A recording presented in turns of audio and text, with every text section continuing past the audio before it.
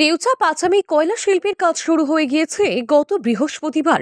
মুখ্যমন্ত্রী মমতা বন্দ্যোপাধ্যায়ের নির্দেশের পর সেই কাজ শুরু হয়েছে। তবে এসবের মধ্যেই আরও একটি কয়লা প্রকল্পের কাজ নিয়ে নানান প্রশ্ন উঠতে দেখা যাচ্ছে। আর সেই কয়লা শিল্প হল খাগড়া জয়দেব কয়লা শিল্প। দেউচা পাচামি কয়লা শিল্পের জন্য যেখানে রাজ্য সরকার সাধারণ জমিদাতা থেকে শুরু করে এলাকার মানুষদের জন্য সুন্দর সব প্যাকেজ ঘোষণা করেছে, সেই জায়গায় খাগড়া জয়দেব কয়লা শিল্প প্রকল্পের জন্য সরকারিভাবে এখনো ভালো কোনো প্যাকেজ ঘোষণা হয়নি।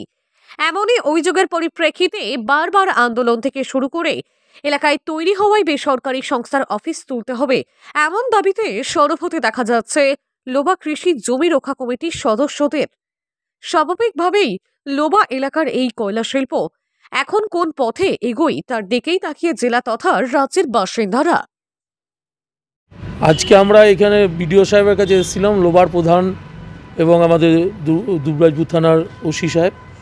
আমাদের সেই দিন আমাদের কথা হয়েছিল যে আগামী আলোচনা বিডিও সাহেবের কাছে হবে এবং সেই পরিপ্রেক্ষিতে আমরা আজকে বিডিও সাহেবের সঙ্গে আলোচনা করলাম।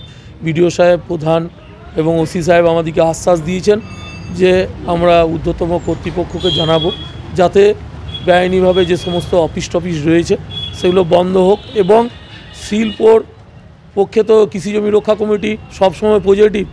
আমরা চাই আমাদের আজকেই আমাদের দেউচা পাচামি যেমন উদ্বোধন হলো, কৃষি জমি রক্ষা কমিটির তরফ থেকে আমরা বার্তা দিচ্ছি আগামী দিন লোবা শিল্প মাননীয় মুখ্যমন্ত্রীর হাত ধরে লোবা শিল্প হোক, ওই পশ্চিমবঙ্গ সরকার লোবা শিল্প করুক। যেমন দেউচা পাচামিতে শিল্প হয়েছে, ওনারা প্যাকেজ পেয়েছেন, এত ভালো প্যাকেজ দিয়েছে। আমরা চাইছি যে ওইভাবে আমাদের শিল্প হোক, হ্যাঁ, তাহলে মানুষ দুবেলা দুটো খেতে পাবে এবং মানুষের মুখে হাসি ফুটবে।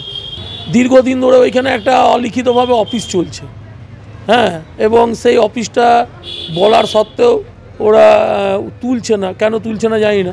আর আমরা চাইছি যে যদি শিল্প করারই ওনাদের মন আছে তাহলে আজকে 5,000-6,000 একর জমি তে শিল্প হবে, সেখানে একটা শ্বেতপত্র প্রকাশ করুক যেখানে স্বচ্ছতা থাকবে, কোনো কিছু নাই, হ্যাঁ, শুধু বলছে যে শিল্প হবে। শিল্প তো ওইভাবে হয় না। যেমন দেউচা পাচামিতে কত সুন্দর প্যাকেজ দিয়েছিল, প্যাকেজ বই থাকে, এর আগে আমাদের ডিবিসি দিয়েছে, এমটা দিয়েছে, সেই প্যাকেজ বই যেমন হয় সেই রকম দেখ। এবং আমাদের যে ডিস্ট্রিক্ট অ্যাডমিনিস্ট্রেশন আছে সেই ডিস্ট্রিক্ট অ্যাডমিনিস্ট্রেশনের কাছে বসুক, সেইখান থেকেই আমাদের শিল্প বার্তা ছড়িয়ে দেখ।